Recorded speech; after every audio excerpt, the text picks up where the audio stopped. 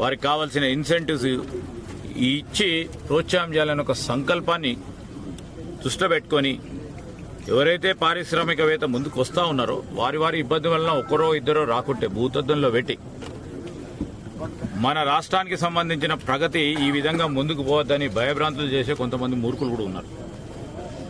So ఈ సందర్భంలో మేము మనవి చేస్తా ఉన్నాం, అందరం కూడా ఈ రాష్ట్ర ప్రగతిలో భాగస్వాములు కావాలి. రాష్ట్రానికి సంబంధించిన యువతకు ఉపాధి కల్పించే కార్యాచరణ తీసుకోవాలి, మా అందరి బాధ్యత. ఈరోజు ముఖ్యమంత్రి రేవంత్ రెడ్డి గారు కానీ, ఈరోజు మేము కానీ, మా శాసనసభ్యులు కానీ, శాసన సభాపతి గారు కానీ,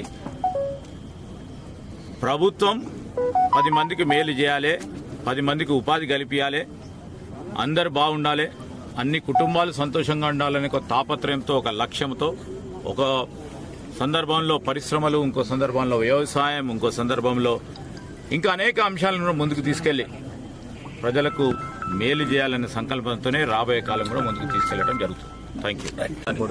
ఆటోమేటిక్గా మీ ఊరు పరంగానే ఎవరైనా యాక్టివ్ ఉన్నట్టు చేసుకుంటారు. ఏదైనా కానీ ఇంకేమైనా ముందేమైనా చేయాలని మేము తప్పకుండా చేస్తాం. కొంచెం హామీ లెక్క మాకు చెప్తే మాకు సంతోషం.